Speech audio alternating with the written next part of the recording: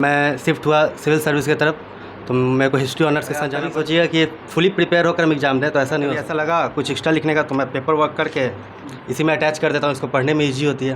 मेरा नाम संतन कुमार है और आप देख रहे हैं एसवी टॉक्स।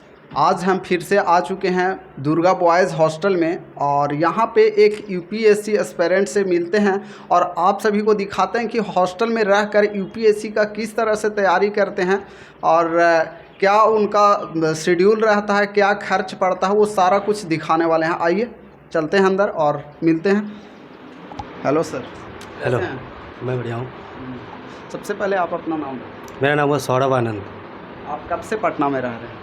मैं पटना का रहने वाला हूँ। पटना का ही कौन सा पटना सिटी एरिया का मैं रहने वाला हूँ तो और मैं यहाँ सिर्फ सेल्फ स्टडी के लिए रहता हूँ। पटना में रहते हुए भी आप पटना में रूम लेकर रह रहे हैं, क्यों? घर पे सेल्फ स्टडी नहीं कर सकते? घर पे थोड़ा सा डिस्टर्बेंस होती है, कभी रिलेटिव कभी कोई किसी का आ जाना, तो इस वजह से, और इस एग्ज़ाम में थोड़ा सा कंसिस्टेंसी चाहिए, तो इसलिए थोड़ा सा अलग रूम लेकर मैं रहता हूँ। आप कौन सा एग्ज़ाम का तैयारी करते हैं? Civil service. आप अपना एजुकेशन क्वालिफिकेशन के बारे में बताइए। मैं यहीं से ग्रेजुएशन किया हूँ, हिस्ट्री ऑनर्स 10th किया था मैं, आई थिंक 2014 में।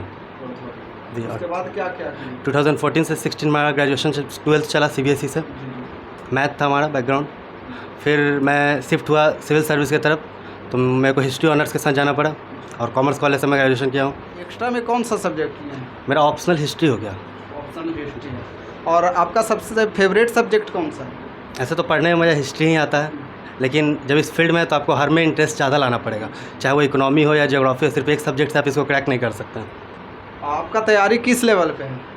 अभी तो ठीक ठाक चल रहा है, मतलब अभी ये नहीं कह सकते कि मतलब बेस्ट है। ऐसे तो ये तैयारी कभी ख़त्म नहीं हो सकती है, क्योंकि इसका सिलेबस बहुत ज़्यादा है। अगर आप कभी सोचिएगा कि फुली प्रिपेयर होकर हम एग्ज़ाम दें, तो ऐसा नहीं हो सकता। आप कभी अटेम्प्ट दिए हैं? नहीं, अभी तक मैं अटेम्प्ट नहीं दिया हूँ। अभी क्या पढ़ रहे हैं आप? अभी वर्ल्ड ज्योग्राफी में पढ़ रहा था। World geography. थोड़ा आप अपना नोट्स दिखाइएगा।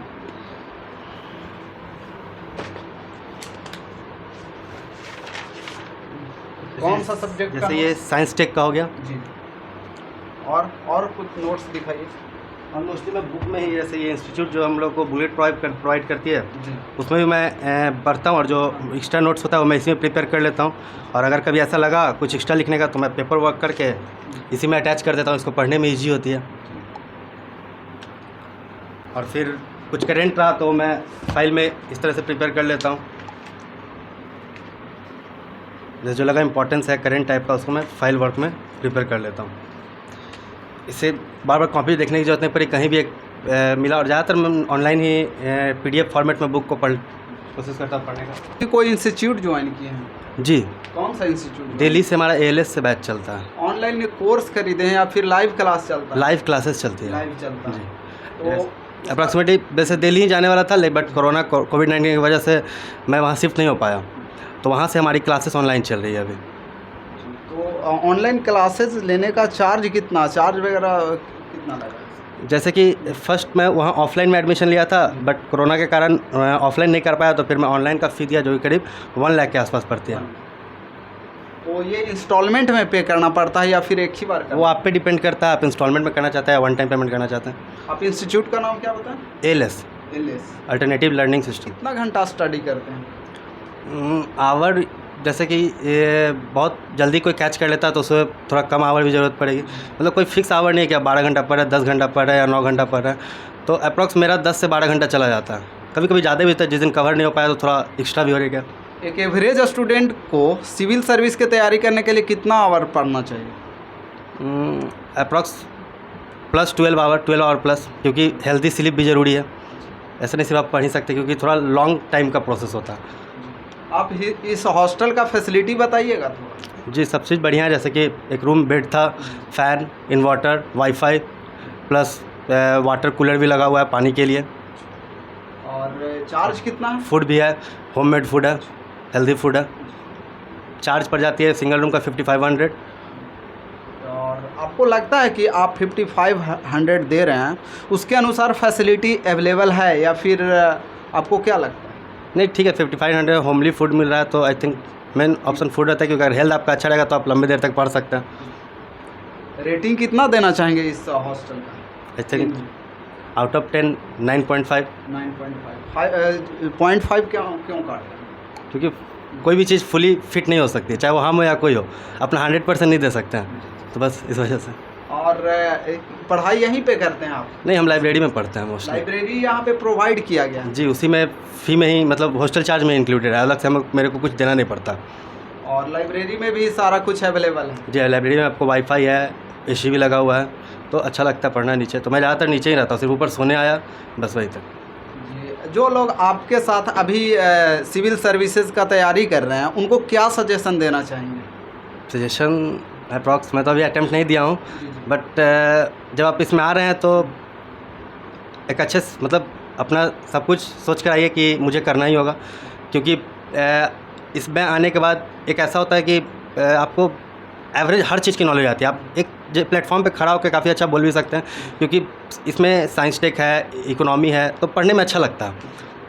तो ये बताइए कि आप स्टार्टिंग से ही तेज़ स्टूडेंट रहे हैं या फिर मतलब कैसा स्टूडेंट? नहीं, तेज़ तो नहीं था, मैं एवरेज ही था, बट एवरेज हो या तेज हो उससे फ़र्क नहीं पड़ता। इस प्रिपरेशन में ऐसा कोई रूल नहीं है कि आप बहुत तेज़ ही रहेंगे तभी आप क्वालिफाई कर सकते हैं। इसमें मेन चीज़ क्या मैटर करता है? कंसिस्टेंसी चाहिए, पेशेंस चाहिए, टाइम देना होगा आपको। ऐसा नहीं कि आप एक चार दो चार चीज़ नहीं कर सकते हैं। अगर आप आना चाहते हैं तो फुली डेडिकेटेड होना चाहिए आपको। और जो लोग ये वीडियो को देख रहे हैं उनको क्या कहना चाहेंगे? कि हर कोई प्रिपरेशन कर सकता है, ऐसा नहीं है सिर्फ एक वो बना दिया गया है कि यूपीएससी काफ़ी टफ़ है, टफेस्ट एग्ज़ाम है, बट टफ़ है, लेकिन अगर आप कर सकते हैं तो तैयारी प्रिपरेशन अगर अच्छे से कीजिएगा, टाइम दीजिएगा, शेड्यूल बनाइएगा, रूटीन के साथ फॉलो कीजिएगा तो हो सकता है, जहाँ तक मेरा सोचना है। आपको क्या लगता है कि पटना में रहकर अच्छे से सिविल सर्विसेज का तैयारी किया जा सकता है? हाँ, जब से आई थिंक कोविड के बाद जब से ऑनलाइन पे शिफ्ट हुआ है तो आप कहीं भी रह क्लासेस कर सकते हैं। मोस्टली क्लासेस लोग पहले दिल्ली जाते थे सिर्फ क्लासेस के लिए जाते थे कि हम क्लास मेरे को क्लास करना, बट ऑनलाइन के बाद ये एक प्रेफरेंस हो गया आप कहीं भी बैठ कर क्लास कर सकते हैं। जैसे दिल्ली का खर्च अप्रॉक्स 12 से 13 हज़ार प्लस पड़ सकता है नॉर्मली, अगर आप सिंगल रूम लेते हैं ये सब तो वो सब थोड़ा सा बजट आपका बच सकता है अगर आप ऑनलाइन में शिफ्ट होकर क्लासेस कर सकते हैं, और फ़ी भी कम होती है ऑनलाइन की ऑफलाइन के कंपेरिजन में। यदि पटना में रहकर मिनिमम से मिनिमम खर्च करें तो कितना खर्च हो सकता है? अगर आप शेयरिंग में रूम लेकर रहना चाहते हैं तो 5,000, अगर खाना खुद से नहीं बनाना चाहते हैं तो अगर कुकिंग आप कर सकते हैं तो फिर 5-6 हज़ार तक में हो जाएगा। सिंगल या शेयरिंग जैसा भी आप रहें। और सिंगल में तो ज़्यादा पड़ता होगा? हाँ, सिंगल में 1000 रुपये कॉस्टली पड़ जाता है। बहुत बहुत धन्यवाद आपको, आप अपना कीमती समय दिए। आपको लगता है कि और भी कुछ क्वेश्चन पूछना चाहिए तो कमेंट में आप बता दीजिए, पार्ट 2 भी बना देंगे।